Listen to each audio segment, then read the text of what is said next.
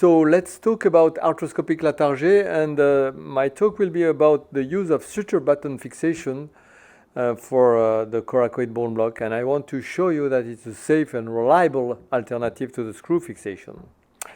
We know the Latarjet procedure. You know the beauty of this procedure, which allow to offer a triple locking of the shoulder, because you have the bone block itself to reconstruct the glenoid bone loss, but you have also the conjoint tendon and the lowering of the subscap, which is a tendinous effect, but you have also the capsular repair if you conserve the labrum and the capsule. The fixation of the bone block has been promoted to be done by screws, two malleolar screws. And in the next minute here, I would like to share with you these 3 points. Why you should stop using screws for Latarjet, why you should start using cortical button to do this operation, and what you should start using a guided technique for this operation. So why stop using screws for the Latarjet procedure? Just because it's a cause of problems, because of the obliquity of the screw, which is very common. You have impingement with the humeral head, you have painful shoulders, you have osteoarthritis in young patients. It has been shown even in the best hands, like the ones of Gilles Valge, that you have 20% of incorrect bone block positioning after open Latarjet procedure, sometimes medialized and sometimes over-lateralized. Also, the problem of the screw is that it's almost impossible to be parallel to the glenoid surface when you're coming through the front under arthroscopy, because you have to be very medial to be parallel to the glenoid surface. Now, sometimes you think that you are placing compression with your screws, but if you would do CT scan to your patients, you would be surprised that sometimes you have not the compression you were expecting. Also, under arthroscopy, it's very risky to come medially, because you have the brachial plexus and specifically the axillary nerve and the musculocutaneous nerve. And going there with a drill or with a screwdriver is dangerous, because you're too close from the brachial plexus, as you can see here. Also, posteriorly, the screw, if it's too long, it can lead to suprascapular nerve palsy or damage. It has been shown that you have to revive the patient in up to 30% of the cases. And this is a very interesting study done by Lottinger, who is a former fellow of Laurent Lafosse, and who has very honestly published the 10 years results of the arthroscopic Latarjet using screws. And you can see that in this series, he had about 30% of patients that he has to revise, either for broken K-wires, screw removal, or other problems that he faced after this operation. So it means 1 patient out of 3 needed to be revised. And Thibault Lafosse has taught us how to remove the broken screws, or just to remove the screws, because they are a cause of pain in some patients. And I think that it's not acceptable to have axillary nerve palsy after a procedure for stabilization of the shoulder. Like in this patient, you know, it's a very young patient, and now he has no deltoid, as you can see, and no active forward elevation or AB deduction. So why you should start using cortical buttons for doing this procedure? We proposed this mean of fixation in the 2013, and this is the drawing that we've done to demonstrate this. And this is a 3D CT which shows you how it works. In fact, a cortical button is nothing else than a rivet or a bolt. And a bolt, as you can see, is very strong from a mechanical standpoint, and it's superior to a screw. Even an engineer in first year of study knows that, because you have 2 points of fixation, one in the front, one in the back. And the purpose of the cortical buttons, like any rivet or any bolt, is to transform the tensile force into compressive force. And you can see here the cone of pressure that you have with a screw, which is very small, compared to the cone of pressure that you get from a bolt or a rivet. And the clamping force that you need to have with the suture button, the cortical button, is provided by the tensioner, which is going to give you the compression that you need. And as you can see on this glass model, the 4 strands of sutures becomes like a bar, and this is why a cortical button is nothing else than a rivet or a bolt.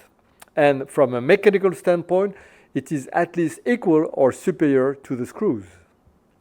Also, you must realize that textile today are equivalent from a mechanical standpoint to metal. And if you're doing sailing boat, you know that everything on the sailing boat is replaced with textile when possible, because this is lighter and as resistant. And when you compare the early sailing boats of the 19th century to the modern sailing boats, you know that they are so light that the reason is that they use a textile for everything, including the cords and all the cables that were before in metal. So if you are not convinced about the need to have double point of fixation with the bolt or a rivet, the next time you fly with a plane, look at the fuselage of the plane, look at the wings, and you will see that there is no single screw to fix all the pieces of metal. It's only rivets or bolt. Now, why should you start using a guided technique for the arthroscopic Latarjet? Because I'm going to show you, I'm going to demonstrate you that by doing this, it's a very reproducible operation. You need 5 portals in the front, north, south, east, transpectoral, and west, and also the northwest portal just in front of the acromion. You need 4 steps for the coracoid process, transfer, osteotomy, and preparation and transfer, and you need the 5th steps, which is the Bankart repair. The first step is the coracoid preparation, and you need a specific instrument, a motorized rest for burying the undersurface, a coracoid guide to drill through the coracoid process. You need to shuttle the peg button with the suture, and then do the osteotomy with the motorized saw. Then you can prepare the neck of the scapula. You can drill through the glenoid from posterior to anterior, and you can come at the 5 o'clock position here to deliver a suture retriever or to deliver a suture. You should use a subscapularis spreader from posterior first and from anterior, and you see that the anterior spreader is protecting the axillary nerve and all the brachial plexus, which allows you to transfer the coracoid process onto the glenoid neck, and then to put the posterior button and to tie the Nice knot, which is a very simple square knot with the 2 strands going in the loop. As you can see, this is a sliding locking knot, and by pulling on the suture, you bring the posterior button against the posterior neck of the scapula, and then using a tensioner, you're going to put the compression that you need.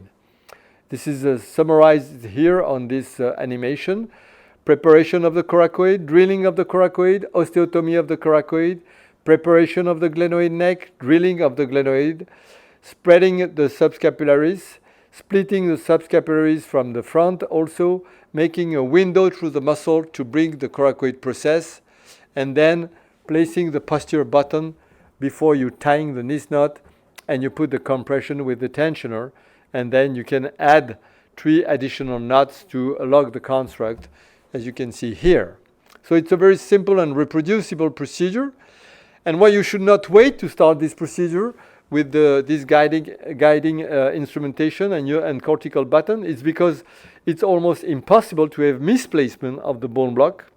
You can see that there is mismatch between the coracoid and the glenoid drilling, and therefore there is a perfect adaptation and positioning of the bone block at 2 weeks, and also a perfect bone block healing at 6 weeks on the 3D CT scan, as you can see here. Also, it's very safe, as I told you already. You're protecting the brachial plexus with the anterior spreader, and it's reproducible and efficient with a constant bone block healing of 97%, as we published recently in Arthroscopy. You can see also the remodeling of the bone block with the superior part of the bone block, which is lysed like in any bone block. And you can see that the motion is not restricted with this operation if you just put the sling in neutral rotation for 2 weeks. So here are my take-home message. The guided surgical approach is really something that improves accuracy of the bone block positioning. The cortical button is really an alternative to the screw fixation because it allows bone block healing without the complications reported with the screws. And it makes the procedure simple, safe, solid, and reproducible. And for us, we don't use anymore the screws because it's a source of complication and revision, which makes the procedure unsafe, difficult, and non-reproducible. And forget about the screw, and the next time you take the plane, look at the wings of your plane and you will be surprised. There is no one single screw to fix the pieces of metals of your plane. Have a safe trip back. Thank you for your attention.